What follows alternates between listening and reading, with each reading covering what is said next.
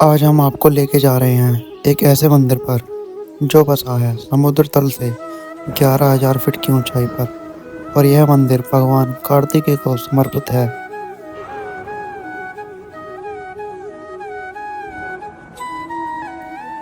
तो अब हम लोग गए थे मद्महेश्वर। वहाँ की वीडियो का लिंक आपको मैं डिस्क्रिप्शन लिंक में डाल दूंगा। और उसके बाद हम लोग निकल गए कार्तिक स्वामी के लिए। तो राशि के बाद अब हम लोग ओखे मठ आ गए थे और यहाँ पर स्थित है बाबा ओमकारेश्वर का मंदिर, जहाँ पहुँचने के लिए आपको करना पड़ेगा 500 मीटर से 1 किलोमीटर का ट्रैक, जो कि ओखीमठ मार्केट से ही स्टार्ट हो जाता है।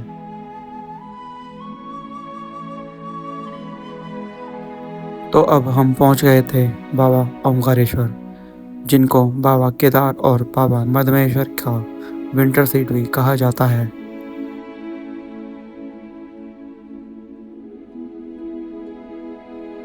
जब विंटर में बाबा केदारनाथ और बाबा मद्महेश्वर के कपाट बंद होते हैं तो उनकी डोली को उनके मंदिर से यहाँ ओमकारेश्वर मंदिर में लाया जाता है और फिर 6 महीने तक यहीं पर ही बाबा केदार और बाबा मद्महेश्वर की पूजा होती है। और साथ ही यहाँ पर स्थित है पंच केदारों के मंदिर।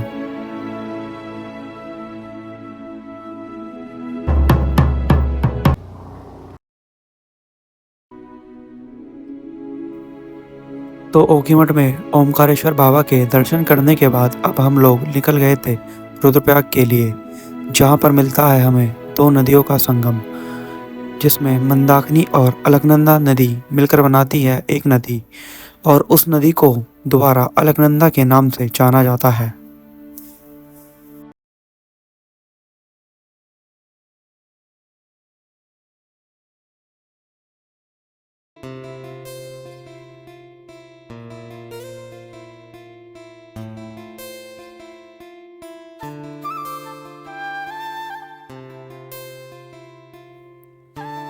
तो अब हम लोग आ गए थे कनकचौरी। यहाँ से कार्तिक स्वामी का ट्रैक स्टार्ट होता है।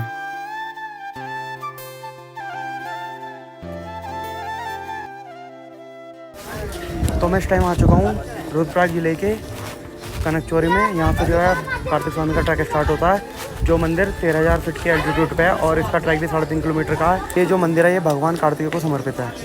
तो मैं जा रहा हूँ ट्रैक करने।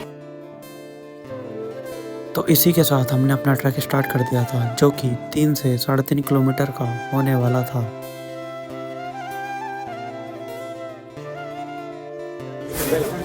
तो मैं इस टाइम हूँ कार्तिक स्वामी के ट्रैक पर, जो रुद्रप्रयाग में है। और इसका ट्रैक जो स्टार्ट होता है वो इधर कनकचौरी से स्टार्ट होता है। और यहाँ पे आप आएंगे तो आपको यहाँ पे 50 रुपये की पर्ची कटवानी होगी, जो फॉरेस्ट डिपार्टमेंट वालों की होती है। और एक चीज़ का यहाँ पे आप ज़रूर ध्यान रखें, तो आप जब भी आए इधर तो अपना कूड़ा कचरा वगैरह जो है डस्टबिन में डाल देते थे।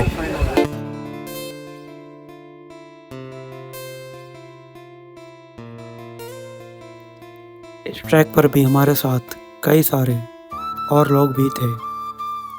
हमें कई सारे घोड़े हमारी ज़रूरत का सामान ऊपर पहुंचाते हुए दिखाई दिए, और छोटे छोटे बच्चे हमें घोड़े पर बैठकर ट्रैक करते हुए भी दिखाई दिए। इस ट्रैक के फर्स्ट फेज में हमें मिलता है जंगल। इस ट्रैक पर आपको बैठने के लिए कई सारी व्यवस्थाएं भी दिखाई देने को मिलेंगी।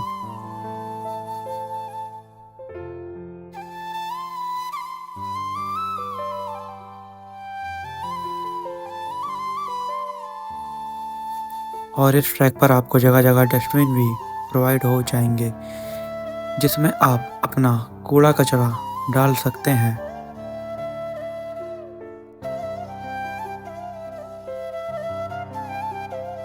और इस ट्रैक से भी आपको कई सारी हिमालयन पीक्स भी दिखाई देने को मिलेंगी।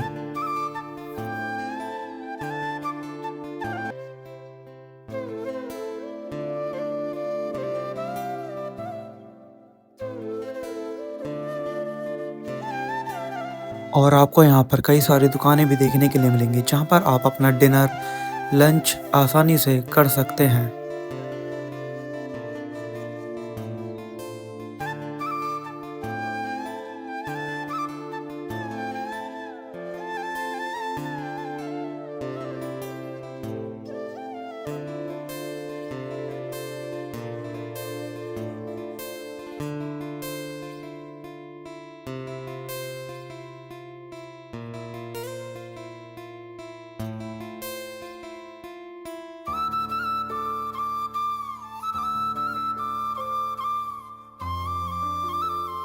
तो अब हम ट्रैक के सेकंड फेज में आ गए थे, जो कि सीढ़ियों का रास्ता था।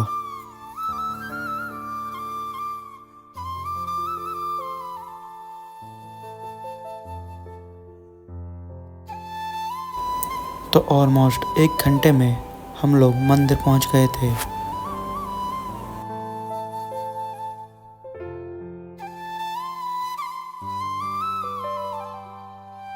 हमें यहाँ के लोकल्स मंदिर की ज़रूरतों का सामान ऊपर पहुंचाते हुए दिखाई दिए।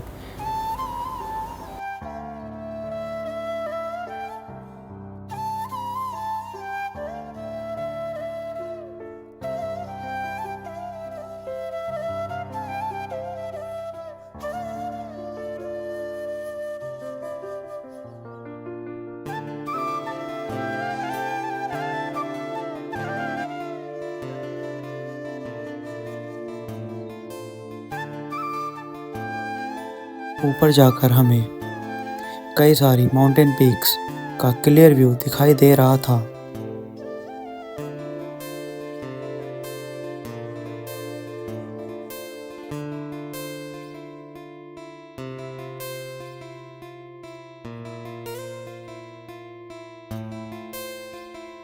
और लोग यहाँ पर दर्शन कर रहे थे, तो हमने भी दर्शन किए और मंदिर की परिक्रमा की।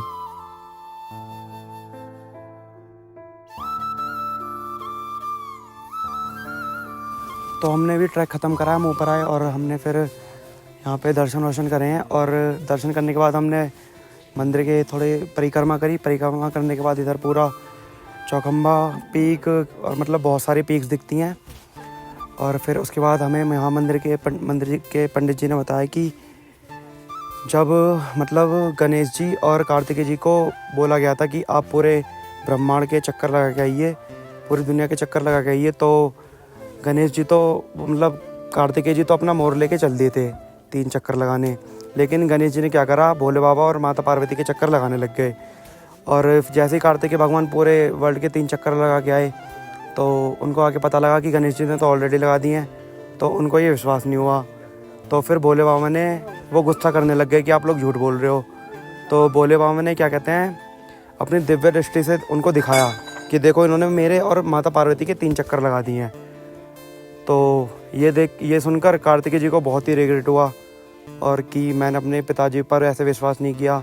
और वो रिग्रेट में ऊपर आ गए इधर इस वाले पर्वत पे। और यहाँ पे आके उन्होंने अपना शरीर का पूरा मांस त्याग दिया और सिर्फ हड्डियाँ रह गई थी। तो इसी जगह यहाँ पे उनकी हड्डियाँ रह गई थी, तो यहीं पे उनका मंदिर है और यहीं पे उनकी पूजा होती।